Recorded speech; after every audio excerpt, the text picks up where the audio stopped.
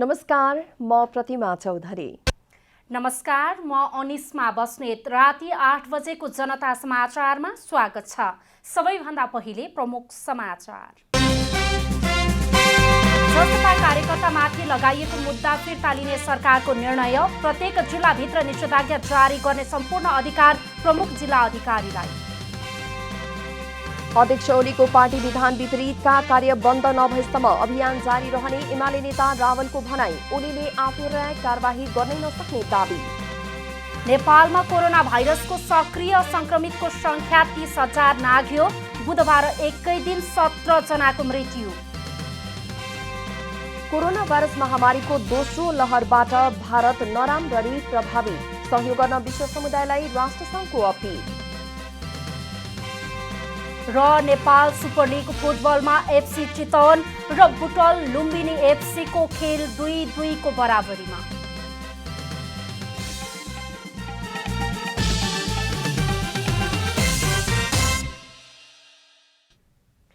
अब पुरा समाचार। सरकारले जनता समाजवादी पार्टीका कार्यकर्तामाथि लगाएको मुद्दा फिर्ता लिएको छ। यसै सरकारले प्रत्येक जिल्लाभित्र निषेधाज्ञा जारी गर्ने लगायत सम्पूर्ण अधिकार सम्बन्धित जिल्लाका प्रमुख जिल्ला अधिकारीलाई दिएको छ। मन्त्री परिषद बैठकले गरेका निर्णयहरू जानकारी दिन बुधबार सञ्चार तथा सूचना प्रविधि मन्त्रालयमा आयोजित पत्रकार सम्मेलनमा सरकारका प्रवक्ता समेत रहेका सूचना प्रविधि मन्त्री पार्वत गुरुङले मधेस आन्दोलनका क्रममा विभिन्न 15वटा मुद्दामा संलग्न 120 जनाको मुद्दा फिर्ता लिने निर्णय सरकारले गरेको जानकारी दिनुभएको छ। उहाँले नेपाल सरकार वादी भई चलाएको फौजदारी मुद्दा फिर्ता लिने सम्बन्धी फौजदारी निर्देशिका 2077 बमोजिम विभिन्न 15वटा मुद्दाहरूसँग संलग्न भएर 120 जनाको मुद्दा फिर्ता लिइएको जानकारी दिनुभयो। जसपाको पार्टीको मुद्दा फिर्ता हो। यो 15वटा मुद्दा 120 जना चाहिँ मधेसवादी आन्दोलनमा उहाँहरू विभिन्न आन्दोलनबाट उहाँहरूको जो मुद्दा थियो त्यो मुद्दाको फिर्ता हो। त्यसैले अन्य मुद्दाहरूलाई पनि क्रमशः कानुनी हिसाबले नेपाल सरकारले वादी भई चलाएका फौजदारी मुद्दा फिर्ता लिने सम्बन्धी निर्देशिका 2077 बमोजिम हामी फिर्ता लिने क्रममै छौँ। सरकारले वैशाख 16 देखि 30 गतेसम्म देशभरका विद्यालय तथा शिक्षालय बन्द गर्ने निर्णय गरेको छ। कोभिड-19 को नयाँ भेरिएन्टहरू देखिने क्रम बढेकाले रोकथाम नियन्त्रण तथा उपचारका लागि भन्दै सरकारले मुलुकभरका शैक्षिक संस्थाहरूलाई भौतिक उपस्थिति नभई भर्चुअल रूपमा वा वैकल्पिक माध्यमबाट पठन पाठन कायम राख्न निर्देशन दिएको छ। सरकारले कोभिड-19 नियन्त्रण रोकथाम र उपचारका लागि संक्रामक रोग नियन्त्रण ऐन 2020 को उपदफा 2 बमोजिम प्रत्येक जिल्लाभित्र निषेधाज्ञा जारी गर्ने लगायत सम्पूर्ण अधिकार सम्बन्धित जिल्लाका प्रमुख जिल्ला अधिकारीलाई दिएको छ। प्रमुख जिल्ला अधिकारीले सोही अधिकार प्रयोग गरी पहाडी र हिमाली जिल्लाको हकमा 200 र काठमाडौँ उपत्यका र तराईका जिल्लाको हकमा 500 भन्दा बढी सक्रिय संक्रमितको संख्या पुगेको अवस्थामा जिल्लाभरि वा कुनै भागमा निषेधाज्ञा वा अन्य कुनै कदम चाल्नुपर्ने आवश्यकता भए जिल्ला कोभिड-19 संकट व्यवस्थापन केन्द्रको सिफारिस लिई वैशाख 16 गते बिहान 6 बजेदेखि लागू हुने गरी 15 दिनका लागि सार्वजनिक आवागमन बजार सञ्चालन लगायत नियन्त्रण गर्न आवश्यक निषेधाज्ञा जारी गर्न सक्नेछन्। कुनै जिल्लामा संक्रमण बढेमा प्रमुख जिल्ला अधिकारीले 24 घण्टाको पूर्व सूचना दिई उपयुक्त बमोजिम निषेध आदेश जारी गर्ने। हवाई र स्थल मार्ग हुँदै नेपाल आउने भारतीय एवं चिनिया नागरिक र हवाई मार्गबाट नेपाल प्रवेश गर्ने नेपालीलाई स्वाब सङ्कलन भएको 72 घण्टाभित्रको कोभिड नेगेटिभ रिपोर्ट सहित 10 दिनको होटल क्वारेन्टिनमा बस्ने गरी प्रमाण पेश गरेको अवस्थामा प्रवेश अनुमति दिइने मन्त्री गुरुङले जानकारी दिनुभयो। सरकारले सो अवधिमा अत्यावश्यक सेवा दिनुपर्ने बाहेक अन्य कार्यालयहरूमा आलो पालो गरी कामकाज गर्न गराउन भनेको छ। सरकारले कोभिड बिरामीको उपचारका लागि पर्याप्त अक्सिजनको सिलिन्डर हुने गरी तत्काल आवश्यक व्यवस्था मिलाउन स्वास्थ्य तथा जनसङ्ख्या मन्त्रालयलाई निर्देशन दिएको छ। नेकपा एमालेका नेता भीम रावलले अध्यक्ष केपी शर्मा ओलीको स्वेच्छाचारी र पार्टी विधान विपरीतका क्रियाकलापहरू बन्द नभएसम्म आफूहरूको अभियान बन्द नहुने बताउनु भएको छ। बुधबार नेकपा एमाले माधव पक्षका नेताहरूको छलफलपछि सञ्चारकर्मीमाझ संक्षिप्त प्रतिक्रिया दिँदै नेता रावलले अध्यक्ष ओलीले सर्वोच्च अदालतको फैसला र पार्टीको विधान विपरीत गरेको गतिविधिका विरुद्ध देशव्यापी रूपमा अभियान चलिरहेको र सो क्रियाकलाप बन्द नहुन्जेलसम्म आफूहरूको अभियान जारी रहने बताउनुभयो।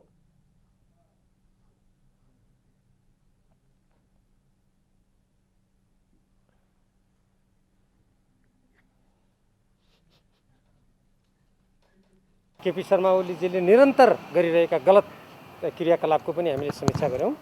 उहाँले जसरी सर्वोच्च अदालतको फैसला विपरीत र नेकपा एमालेको विधान विपरीत केन्द्रीय कमिटीलाई भङ्ग गर्नुभयो र त्यसपछि उहाँले कथित आयोजक कमिटी बनाउनुभयो राष्ट्रिय महाधिवेशनको लागि। हामीहरूलाई कारबाही गर्नु भनेर स्पष्टीकरण सोध्ने यी जति पनि गतिविधि गर्नुभएको छ यी स्वेच्छाचारी र उहाँका पार्टी विधान पार्टीको मार्गनिर्देशन 9 राष्ट्रिय महाधिवेशनको निर्णय विपरीतका गतिविधि हुन्।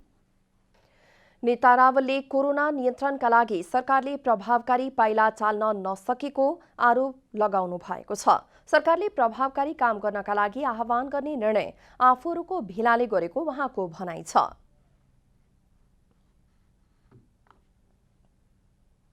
सरकारले पनि यस्तो अवस्थामा जुन प्रकारले प्रभावकारी जसरी पाइला चाल्नु पर्थ्यो, जसरी औषधि उपचार स्वास्थ्यकर्मी लगायतका अरू कामहरू गर्नु पर्थ्यो त्यतातर्फ सरकारले प्रभावकारी रूपमा काम गरेको पनि देखिएन।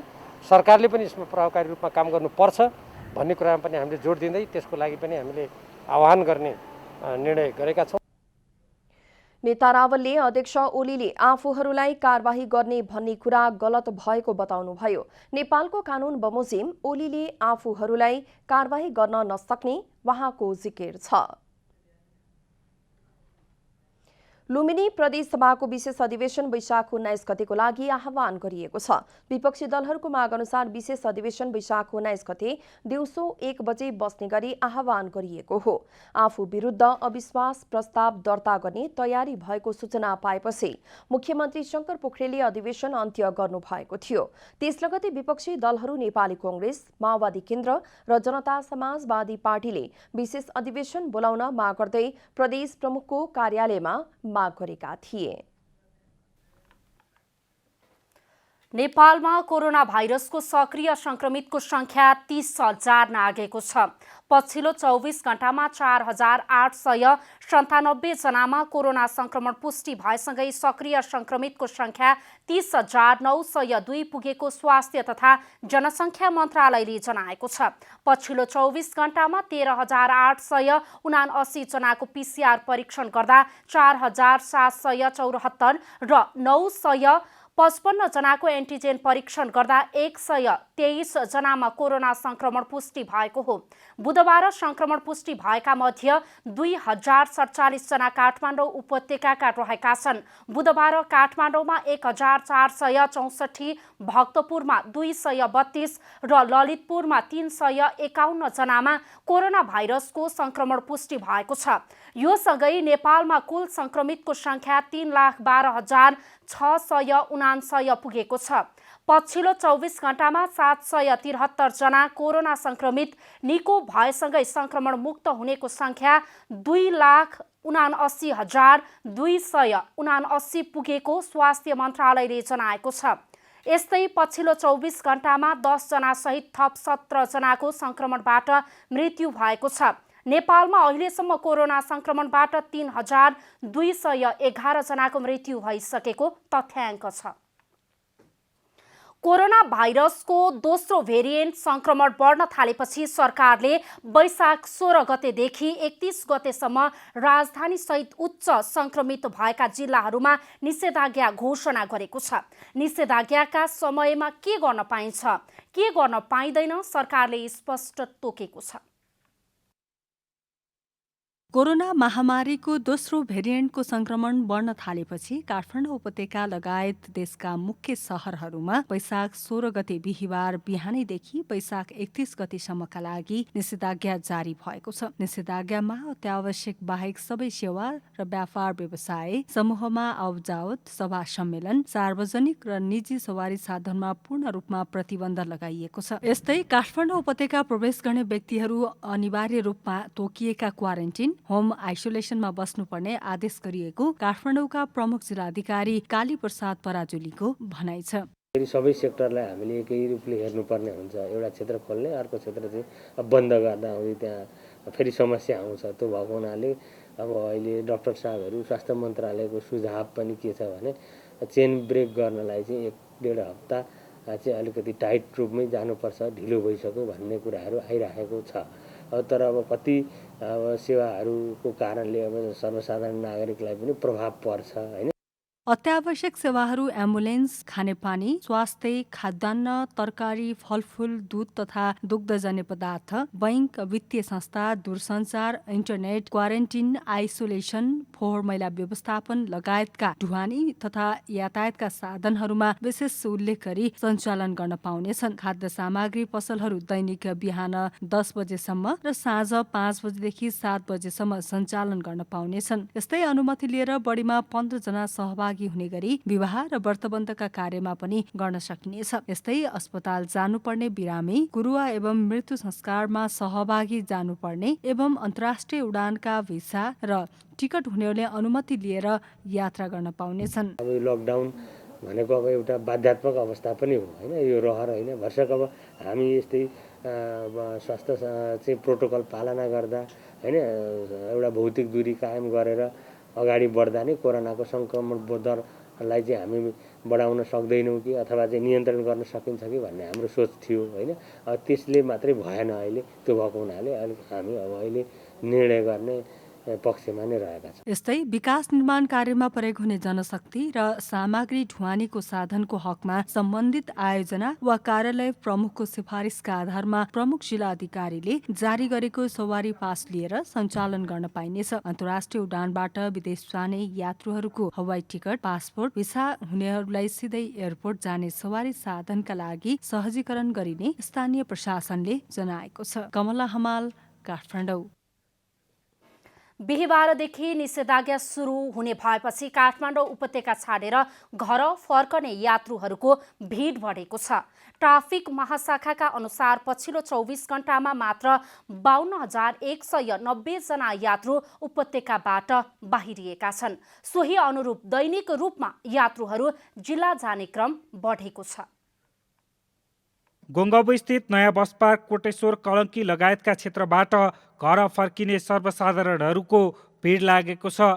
जिल्ला प्रशासन कार्यालय काठमाडौँ, भक्तपुर र ललितपुरका प्रमुख जिल्ला अधिकारीहरूको सोमबार बसेको संयुक्त बैठकले वैशाख 16 गते बिहानदेखि काठमाडौँ उपत्यकामा निषेधाज्ञा लगाउने सिफारिस गरेपछि मन्त्री परिषदले 15 दिन निषेधाज्ञा गर्ने निर्णय गरेसँगै उपत्यका छाडेर घर जाने यात्रुको सङ्ख्यामा वृद्धि भएको हो।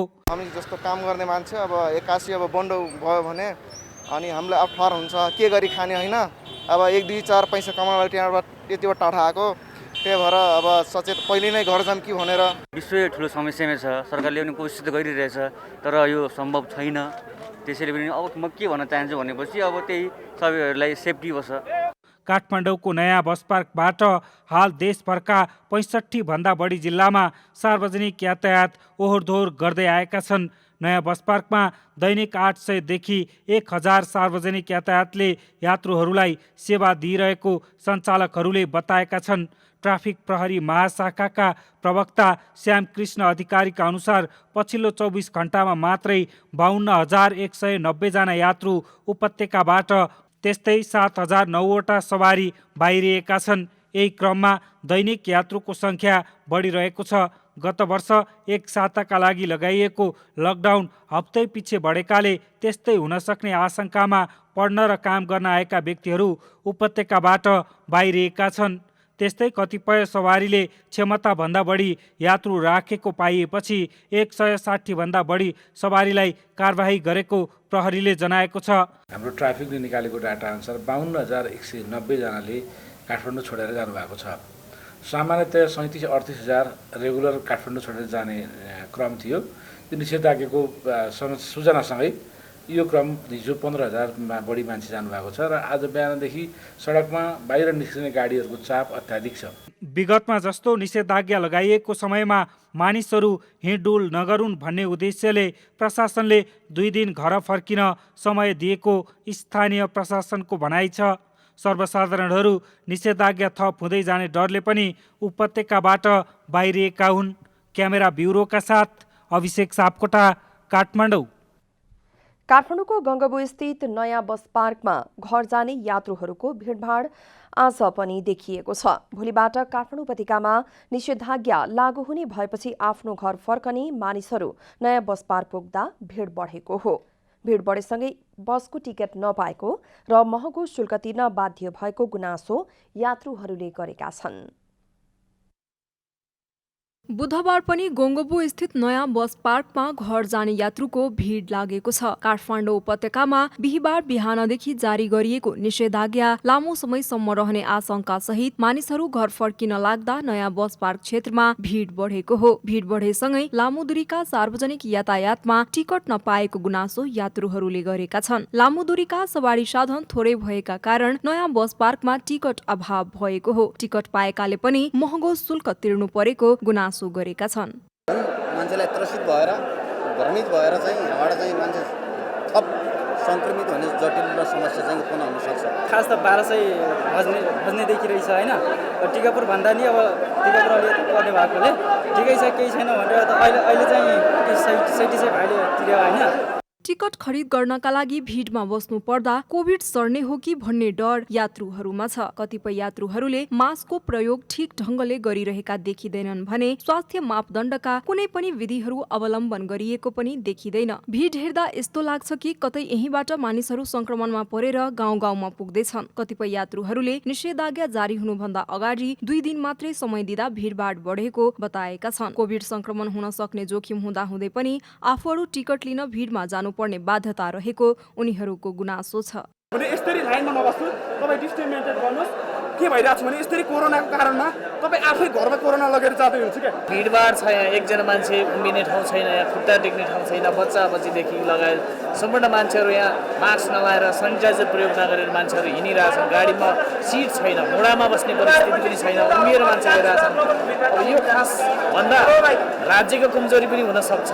यो 2 दिनको समय दिएर यत्रो काठमाडौँबाट 5 लाख 6 लाख मान्छे एक दिनमा मात्रै गाउँ प्रवेश हुन सक्दैनन्। नयाँ बस पार्कबाट देशभरका सबै जिल्लाका लागि सार्वजनिक यातायात छुट्ने गर्छन्। यहाँबाट दैनिक 800 देखि 1000 को संख्यामा सार्वजनिक यातायात ओहोर दोहोर गर्दै आएका छन्। अन्य समयमा यात्रु नपाएर खाली हिँड्न बाध्य सार्वजनिक यातायातहरू मंगलबार र बुधबार भने भरिभराउ यात्रु बोकेर गन्तव्यतर्फ लागिरहेका छन्। संघीय राजधानी काठमाडौँ नभएर भिडमाण्डौ हो कि जस्तै लाग्न थालेको छ।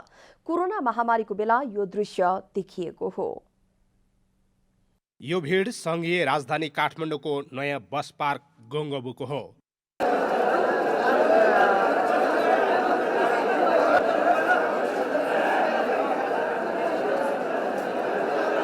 बिहिबारदेखि काठमाडौँ उपत्यकामा निषेधाज्ञा लाग्ने भएपछि काठमाडौँ छाडेर बाहिर जिल्लातर्फ जानेको भिड हो यो। सरकारद्वारा निषेधाज्ञा थप हुँदै जाने आशंकाले काठमाडौँ छोड्नेको संख्या वात्तै भएपछि भिड बढेको हो। कोरोना महामारीसँग बस्न भन्दै कोरोना सम्बन्धी सामान्य स्वास्थ्य मापदण्ड पनि नअपनाई मानिसहरू घर जाने हतारमा भिड गरिरहेका देखिन्छन्। त्यस्तै यो लाइन विभिन्न अस्पताल अगाडि खोप लगाउन बसेकाहरूको हो।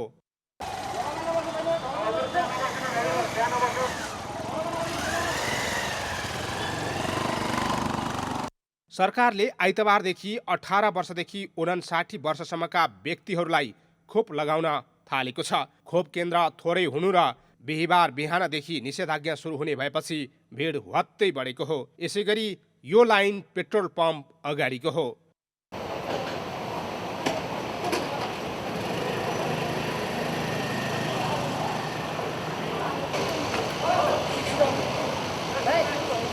निषेधाज्ञाको समयमा अत्यावश्यक कामका लागि निस्कनु परेमा पेट्रोल नपाइने डरले थप सञ्चय गर्न उपभोक्ता लाइनमा बसेका हुन्। यताको दृश्य पनि फरक छैन। यो दृश्य एक सपिङ सेन्टर भित्रको हो।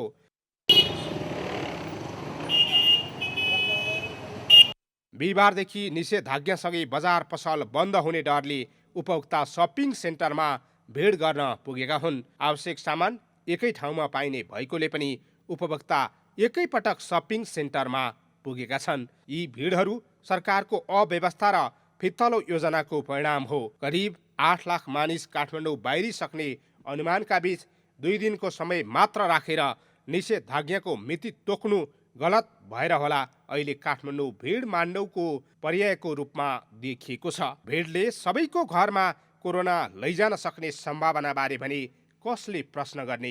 प्रश्नमाथि पनि प्रश्न छ। कोरोनाको प्रकोप बढ्न थालेपछि सर्वसाधारणले खोप लगाउने क्रम पनि बढ्न थालेको छ। 18 वर्ष माथिका सबै समूहका मानिसहरू अहिले खोप लगाउन स्वास्थ्य संस्थासम्म पुग्ने गरेका छन्। नेपाल सरकारले चीन सरकारले अनुदान स्वरूप दिएको भेरोसिल खोप लगाउने व्यक्तिहरू कम भएपछि लक्षित उमेर समूहमा गरेको परिवर्तनसँगै उल्लेख्य प्रगति हासिल गर्न थालेको छ। सरकारले चैत्र 25 गते 7वटा जिल्लाबाट सुरु गरेको खोप लगाउने कार्यक्रम सुरुमा भने प्रभावकारी रूपले सञ्चालन हुन सकेको थिएन। सरकारले 18 वर्षदेखि 49 वर्ष उमेर समूहका खोपको प्राथमिकतामा प्राध्यापक, सवारी चालक, तरकारी व्यवसायी एवं व्यापारी, विद्यार्थी तथा अन्य कामको सिलसिलामा चीन भ्रमणको तयारीमा रहेका र यसअघि पहिलो चरणको प्राथमिकतामा परेका तर खोप नलगाएकाहरूलाई यो खोप लगाउने बताएको थियो। सवारी चालक, तरकारी व्यवसायी लगायत लक्षित समूहलाई खोप लगाउने भनी कार्यक्रम तय गरेको भए पनि चैतको अन्तिम दिनसम्म खोप लगाउनेको सङ्ख्या 1 लाख सेरोफेरोमा थियो। खोप कार्यक्रममा उल्लेख्य प्रगति गर्न नसकेको भन्दै सरकारले भेरोसिल खोप 40 देखि 49 वर्षसम्मका आम सर्वसाधारण सबैलाई उपलब्ध गराउने नीति अख्तियार गरेको थियो। फलस्वरूप सरकारको यो नीतिसँगै खोप कार्यक्रमले गति लिएको छ। नयाँ वर्षको सुरुवाती दिनसम्म उपलब्ध खोपको मात्रा बराबरको समेत सर्वसाधारणको उपस्थित नहुने गरेकोमा आजभोलि उपलब्ध मात्राभन्दा बढी जनसङ्ख्या खोप लगाउन उपस्थित हुने गरेको ललितपुर जिल्ला स्वास्थ्य कार्यालय प्रमुख डाक्टर खगेश्वर गेलाल बताउनुहुन्छ। यसो हुनुमा कोरोनाको दोस्रो लहरको उभार आउन थालेसँगै बढ्न सक्ने अन्योलताका कारण हुन सक्ने उहाँको भनाइ छ। सरकारले 18 देखि 49 वर्ष उमेर समूह लक्षित खोप तोकेको भए पनि 18 वर्ष माथिका सबै समूहका मानिसहरू अहिले खोप लगाउनका लागि लाइनमा बस्ने गरेका छन्। सप्तरी सदरमुकाम राजविराजका सरकारी कार्यालयहरूमा बढ्दो सेवाग्राहीको चापलाई व्यवस्थित गर्न नसकिँदा कोरोना भाइरसको संक्रमणको जोखिम बढ्न थालेको छ। भूमि सुधार तथा मालपोत कार्यालय, जिल्ला र उच्च अदालत तथा जिल्ला प्रशासन कार्यालयमा सेवाग्राहीको चाप बढेको हो।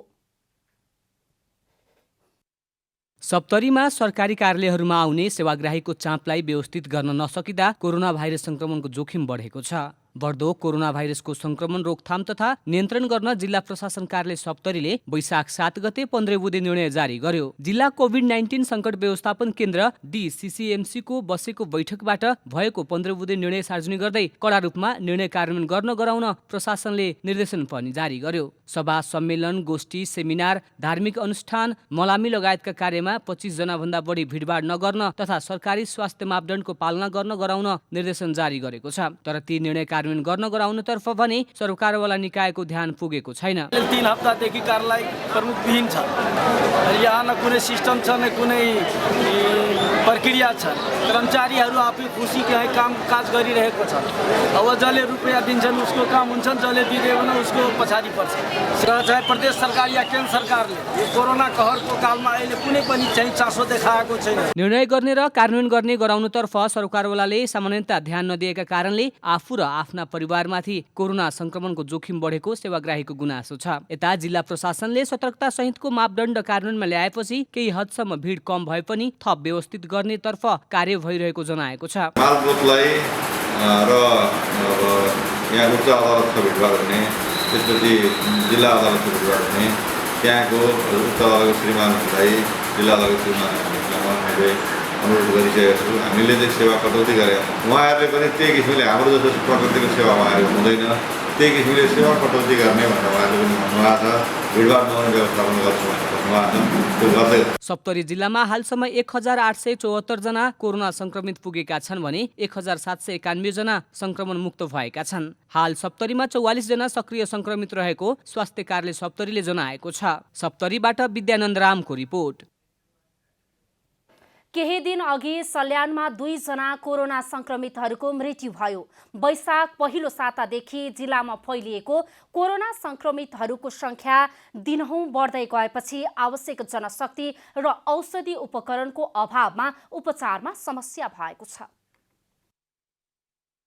कोरोना पोजिटिभ रहेका परिवार मध्ये बुवाको स्वास्थ्यमा समस्या देखिएपछि उपचार गराउन स्वास्थ्य सेवा कार्यालय सल्यान पुगेका रञ्जित भणेल अस्पताल पुगेका थिए। अस्पतालमा कोरोना संक्रमितको चाप बढेकाले उपचारमा समस्या भएको हो। अस्पतालका अनुसार श्वास प्रश्वासमा समस्या भएका बिरामीलाई अस्पतालमा राखिएको छ। अस्पतालमा सीमित स्रोत साधन भएकाले भोलिका दिनमा काम गर्न समस्या हुने सल्यान अस्पतालले जनाएको छ। केही दिन अघिदेखि महामारीको रूपमा फैलिँदै आएको दोस्रो चरणको कोरोना भाइरस संक्रमितको संख्या दैनिक बढ्दै गएको छ। हालसम्म जिल्लामा सक्रिय संक्रमितको संख्या 132 पुगेको छ। स्वास्थ्य कर्मीको अभावमा संक्रमितको संख्या दिनहुँ बढ्दै गएपछि काम गर्न समस्या भइरहेको अस्पतालले जनाएको छ। अस्पतालमा आवश्यक जनशक्ति र औषधि उपकरणको अभाव भएपछि अधिकांश कोरोना संक्रमितहरूलाई स्वास्थ्य मापदण्ड अपनाउन आग्रह गर्दै घर पठाउने गरिएको छ। जिल्लामा कोरोना संक्रमितहरूको संख्या वृद्धि हुँदै गर्दा तीनै तहका सरकारले महत्त्वपूर्ण भूमिका खेल्नुपर्ने आवश्यकता देखिएको छ। सल्यानबाट मिना बुढाथोकीको रिपोर्ट। अब आर्थिक समाचार। आर्थिक समाचारका साथमा अर्घाखाँची ओपिसी सिमेन्ट सबैभन्दा स्तरीय सिमेन्ट। 3 गुणा बढी टिक्छ। हुलास भए अरू किन खोज्ने।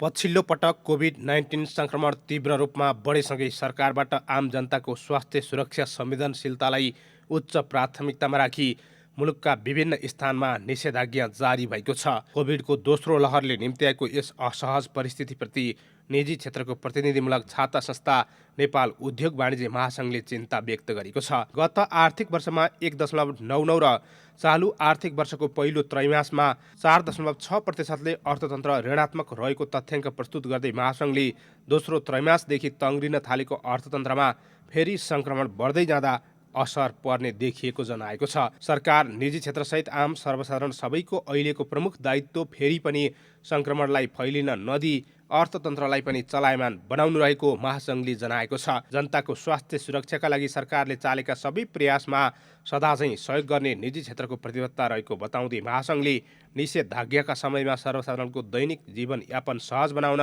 उनीहरूको दैनिक आवश्यकता पूरा गर्न, अत्यावश्यक खाद्यान्न लगायत स्वास्थ्य सामग्रीहरूको बजारमा सहज आपूर्तिमा निजी क्षेत्र सरकारसँगै रहेको जनाएको छ। उच्चतम स्वास्थ्य सतर्कताका साथ स्वास्थ्य सुरक्षाका सबै उपायहरू अवलम्बन गरी निषेधाज्ञाको समयमा पनि रोजगारी नगुम्ने र आर्थिक गतिविधि सञ्चालन सहज बनाउने वातावरणका लागि सरकार र निजी क्षेत्रको थप सहकार्य आवश्यक रहेको महासङ्घको ठहर छ। यस्तो अवस्थामा आर्थिक महत्त्व बोकेका ठूला परियोजनाहरूको निरन्तर सञ्चालनको सुनिश्चितता, उद्योग कल कारखानाहरूको सञ्चालन, उत्पादित सामानहरूको सहज आपूर्ति, ढुवानी, बिक्री वितरण, कच्चा पदार्थको आयातमा सहजता सहित उद्योग व्यवसाय सञ्चालनका लागि आवश्यक कामदार कर्मचारीहरूको आवत जावत सहज बनाउन महासङ्घले सरकारसँग अनुरोध गरेको छ। यसैगरी निषेधाज्ञाका कारण रोजगारी गुमाएका अनौपचारिक क्षेत्रमा कार्यरत श्रमिकहरूलाई राहतको व्यवस्था गर्न महासङ्घले सरकारसँग आग्रह गरेको छ। लघु, घरेलु एवं साना तथा मझौला उद्योगका लागि गत वर्ष घोषणा भएको राहतको निरन्तरतासँगै नयाँ लहरबाट सिर्जना हुने समस्या समाधानका लागि थप राहतका कार्यक्रम अहिले नै घोषणा गर्न महासङ्घले सरकार समक्ष अनुरोध गरेको छ। सङ्कटको घडीमा आम व्यवसायीले गत वर्षदेखि आपूर्ति व्यवस्था अवरुद्ध हुन नदिई गरेको सेवा जस्तै यसपालि पनि सोही किसिमको व्यवहार गर्न महासङ्घले सबै व्यवसायीले आग्रह गरेको छ। सङ्कटको बेलामा अनावश्यक सञ्चित र मूल्यवृद्धि नगरी आम सर्वसाधारणलाई सेवा प्रदान गर्न पनि महासङ्घले सबै व्यवसायी समक्ष आग्रह गरेको छ। राष्ट्रिय वाणिज्य ब्याङ्कको आरबिबी मोबाइल ब्याङ्किङ महामेलाका विजयीहरू घोषणा भएको छ। महामेलामा सहभागी 73,000 कारोबारबाट नमुना छनौट भएका 9 जना विजयीहरूको नाम बुधबार घोषणा गरिएको हो। प्रयोगकर्ता मध्येबाट सोडिम पौडेलले थाइल्यान्ड भ्रमणको कपाल टुर मेगा पुरस्कार प्याकेज पाउनु भएको छ। यसैगरी तुलराज बोहरा, प्रवीण ओली, बालकृष्ण देवकोटा, सिद्धिलाल शाह तेली, सिर्जना नेपाली, सक्षम अधिकारी, प्रेम बहादुर भण्डारी र नुरुल होडा अन्सारीले सामसुङ ग्यालेक्सी M01 कोर ब्रान्डको एक थान मोबाइल फोन सेट पुरस्कार प्राप्त गर्नुभएको छ। ब्याङ्कले डिजिटल कारोबारलाई प्रोत्साहन गर्नको लागि गत वर्षदेखि F1 सफ्टको सहकारीमा आरबिबी मोबाइल ब्याङ्किङ महामेला कार्यक्रम सञ्चालन गरिरहेको छ। यसको लागि ब्याङ्कको मोबाइल ब्याङ्किङबाट ग्राहकहरूले कारोबार गर्नुपर्ने हुन्छ। ब्याङ्कसँग खाता खोली मोबाइल ब्याङ्किङबाट डिजिटल कारोबार गर्दा छुट लगायत उपहार पाउने व्यवस्था गरिएको ब्याङ्कले जनाएको छ। बुधबार सुनको मूल्य तोलामा 700 रुपियाँले घटेको छ। बजारमा छापावाला सुन प्रति तोला 90,500 रुपियाँमा कारोबार भएको नेपाल सुनचाँदी व्यवसायी महासङ्घले जनाएको छ। मङ्गलबार छापावाला सुन प्रति तोला 91,200 रुपियाँमा कारोबार भएको थियो। बुधबार तेजाबी सुन प्रति तोला 90,000 रुपियाँमा कारोबार भएको छ। चाँदी तोलामा 10 रुपियाँले घटेर प्रति तोला 1,305 रुपियाँमा कारोबार भएको महासङ्घले जनाएको छ। अन्तर्राष्ट्रिय बजारमा सुन प्रति औँस $1,770 हाराहारीमा कारोबार भइरहेको छ। बुधबार शेयर बजार परिसूचक नेप्से दोहोरो अङ्कले घटेको छ। मङ्गलबार उच्च अङ्कले बढेको नेप्से बुधबार 13.79 अङ्कले घटेर 2585.28 अङ्कमा आइपुगेको छ। बजारमा क वर्गका परिसूचकहरूको मापन गर्ने सेन्सेटिभ इन्डेक्स 2.16 अङ्कले घटेको छ। बजारमा व्यापारिक, उत्पादन र अन्य समूहको परिसूचक बाहेक बाँकी सबै समूहको परिसूचकमा गिरावट आएको छ। बजारमा 215 कम्पनीका 89,53,451 किता सेयर 46,802 पटक खरिद बिक्री हुँदा 3,98,35,00,000 रुपियाँ बराबरको कारोबार भएको छ।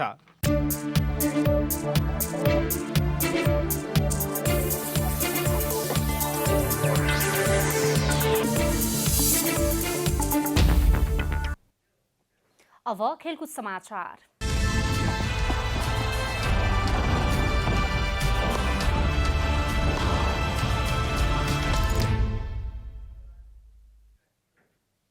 पहिलो संस्करणको नेपाल सुपर लिग फुटबलमा एफसी चितवनले बुटवल लुम्बिनी एफसीसँग बराबरी खेलेको छ। बुधबार भएको खेलमा चितवनले बुटवलसँग 2-2 गोलको बराबरी खेल्दै अङ्क बाँडेको हो। त्रिपुरेश्वर स्थित दशरथ रङ्गशालामा सुरुवाती 2 गोलको अग्रता जोगाउन नसक्दा चितवन बराबरीमा रोकिएको हो। खेलको 15औं मिनेटमा जर्ज प्रिन्स कार्कीको गोलबाट चितवनले अग्रता बनाएको थियो। खेलको 19औं मिनेटमा टेकबहादुर बुढाथोकीले गोल गर्दै चितवनलाई 2-0 को अग्रता दिलाए। तर खेलको 32औं मिनेटमा आशिष लामाले गोल गर्दै बुटवललाई 2-1 को स्थितिमा ल्याए। त्यसपछि खेलको 65औं मिनेटमा लक्ष्मण रुचालले गोल गर्दै बुटवललाई 2-2 को बराबरीमा ल्याउँदै टोलीलाई हारबाट जोगाए।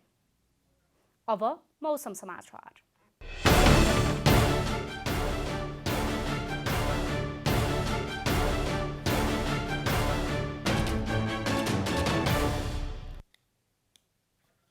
हाल देशका पहाडी भूभागहरूमा मौसम आंशिकदेखि सामान्यतया बदली रही बाँकी भूभागहरूमा मौसम सामान्यतया सफा रहेको छ।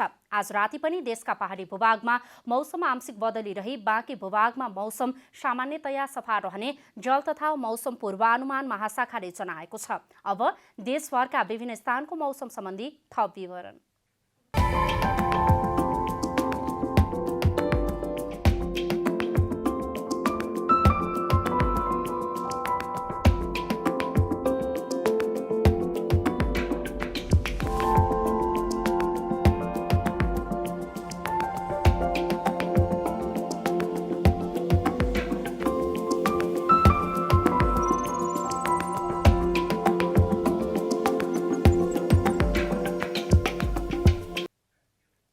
अन्त्यमा आजको डायरी। सरकारले मधेस आन्दोलनका क्रमका विभिन्न 15वटा मुद्दामा संलग्न 120 जनाको मुद्दा फिर्ता लिने निर्णय गरेको छ। नेपाल सरकार बादी भई चलाएको फौजदारी मुद्दा फिर्ता लिने सम्बन्धी फौजदारी निर्देशिका 2077 बमोजिम मुद्दा फिर्ता लिइएको बताइएको छ। त्यस्तै सरकारले कोभिड-19 नियन्त्रण, रोकथाम र उपचारका लागि संक्रामक रोग नियन्त्रण ऐन 2020 को उपदफा 2 बमोजिम प्रत्येक जिल्लाभित्र निषेधाज्ञा जारी गर्ने लगायत सम्पूर्ण अधिकार सम्बन्धित जिल्लाका प्रमुख जिल्ला अधिकारीलाई दिएको छ। नेपालमा कोरोना भाइरसको सक्रिय संक्रमित संख्या 30,000 नाघेको छ। पछिल्लो 24 घण्टामा 4,897 जनामा कोरोना संक्रमण पुष्टि भएसँगै सक्रिय संक्रमित संख्या 30,902 पुगेको हो। त्यस्तै पछिल्लो 24 घण्टामा 17 जनाको संक्रमणबाट मृत्यु भएको छ।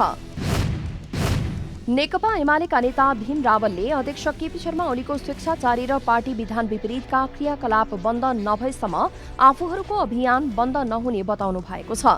नेपाल पक्षका नेताहरूको छलफलपछि सञ्चारकर्मीसँग कुरा गर्दै नेता रावलले अध्यक्ष ओलीले सर्वोच्च अदालतको फैसला र पार्टीको विधान विपरीत गरेको गतिविधिका विरुद्ध देशव्यापी रूपमा अभियान चलिरहेको बताउनु भएको हो।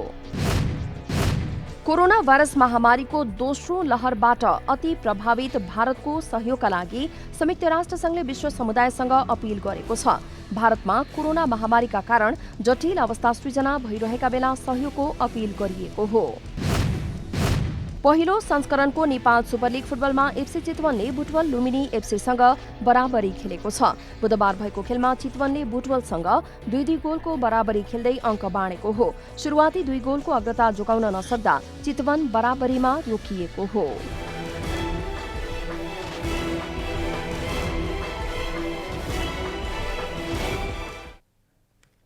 जनता समाचार अहिलेलाई यति नै। जनताद्वारा जनताका लागि प्रसारित जनता टेलिभिजनका कार्यक्रमहरू युट्युब, ट्विटर, फेसबुक र हाम्रो वेबसाइट जनतासमाचार.com मा पनि पढ्न र हेर्न सक्नुहुनेछ।